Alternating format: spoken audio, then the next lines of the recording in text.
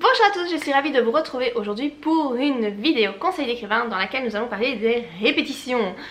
Les répétitions qui sont un peu la bête noire de tous les écrivains, parce qu'il faut bien se l'avouer, en langue française, on n'aime pas trop les répétitions dans les textes. On ne trouve pas ça joli et c'est assez péjoratif parce qu'il y a une espèce de sentiment derrière que l'auteur n'a pas assez de vocabulaire pour essayer de trouver un synonyme à cette foutue répétition. Je reçois aussi souvent des questions de personnes qui sont embêtées parce qu'elles n'arrêtent pas de répéter le prénom de leur héros. Tout le temps, c'est soit il, soit le prénom. Et ben forcément, si ça se répète 10 fois dans le même paragraphe, c'est un peu pelant. Donc aujourd'hui, je vais essayer de voir avec vous comment vous pouvez faire pour éviter ces répétitions.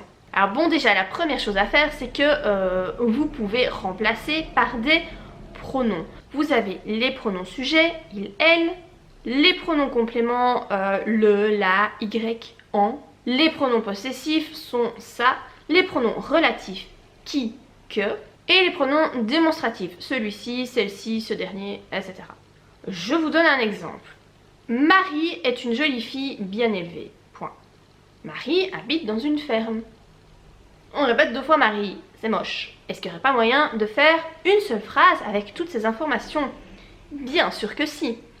Vous pourriez remplacer par Marie est une jolie fille bien élevée qui habite dans une ferme. Vous supprimez le mari, voilà, il n'y en a plus qu'un, et vous mettez un pronom relatif à la place. La deuxième façon d'éviter des répétitions, eh bien, je vous le donne en mille, c'est de remplacer par des synonymes. Donc un synonyme, qu'est-ce que c'est? C'est un mot qui veut dire la même chose que le mot que vous voulez remplacer. Vous pouvez aussi remplacer donc le mot par un groupe de mots qui apporte une information supplémentaire. Je reprends mon exemple de Marie. Vous pouvez très bien mettre « Cette jeune fille habite dans une ferme ». Donc vous remplacez Marie par « cette jeune fille ».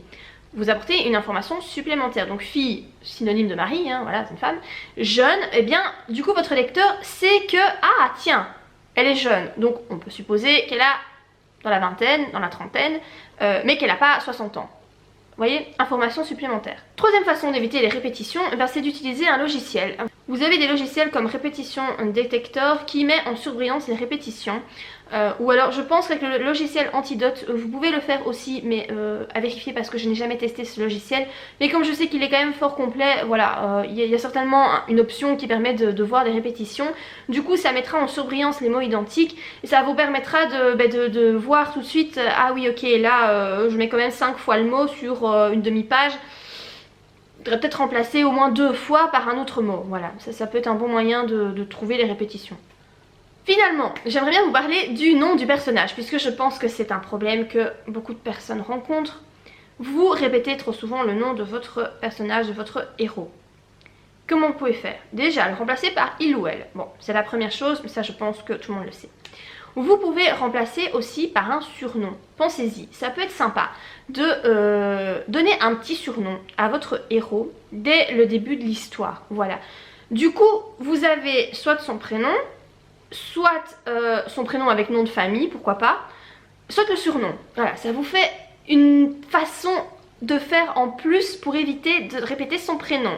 Ça peut être un bon moyen. Vous pouvez utiliser également ce dernier, là on passe dans la catégorie des pronoms, et vous pouvez aussi le citer de par sa caractéristique ou son rôle dans l'histoire. Par exemple, ce père de famille, l'étudiante, voilà, je sais pas, la fermière, pour Marie par exemple, pour reprendre mon petit exemple de Marie. Du coup, voilà, ça vous évite de répéter le prénom et ça peut aussi donner une information supplémentaire, encore une fois, à vos lecteurs. Faites attention quand même que les lecteurs ne doivent pas faire trop d'efforts pour essayer de comprendre de qui il s'agit. Ça doit être limpide, ça doit être logique, voilà. Si vous n'avez jamais précisé que Jean était papa et que tout d'un coup vous tapez dans une phrase le père de famille blablabla, vos lecteurs ils vont se dire il est père de famille, c'est qui ça? Voilà, il n'y a aucune info nulle part qui dit que Jean est papa et là vous lâchez le père de famille. Donc Il faut vraiment faire attention. Oui, il faut éviter de répéter trop souvent le prénom, mais il faut quand même que ce soit clair, que le lecteur sache de qui il est question dans votre phrase et qu'il ne doit pas commencer à chercher, parce que sinon ça va vite le saouler et ce sera pas fluide en fait, et voilà, ça c'est pas bon, c'est pas bon. Donc voilà par rapport à cette vidéo sur les répétitions, j'espère que ces quelques petites astuces pourront vous aider si vous êtes en galère avec ces foutues répétitions. C'est vrai que c'est pas évident, hein. Parfois moi aussi je bute, je reste une plombe sur une phrase parce que je me dis mais par quoi est-ce que je peux remplacer ce foutu mot, et voilà, bon à un moment donné on finit par trouver. Moi je remplace beaucoup par des synonymes. Je vais souvent sur internet, je tape synonymo et je cherche des synonymes, ou alors je change la tournure de ma phrase pour que voilà, ce mot n'apparaisse plus. C'est pas facile, mais avec de l'entraînement on finit par s'y faire et ça devient plus fluide en fait. Mais c'est sûr qu'on y passe tous, hein. Voilà, le problème des répétitions, tous les écrivains le rencontrent. Il n'y a pas que vous, rassurez-vous. Voilà, mais il y a moyen de s'en sortir. Voilà, donc j'espère que cette vidéo vous a plu. Si c'est le cas, n'oubliez pas de la liker et moi je vous dis à très bientôt pour de prochaines vidéos. Bye!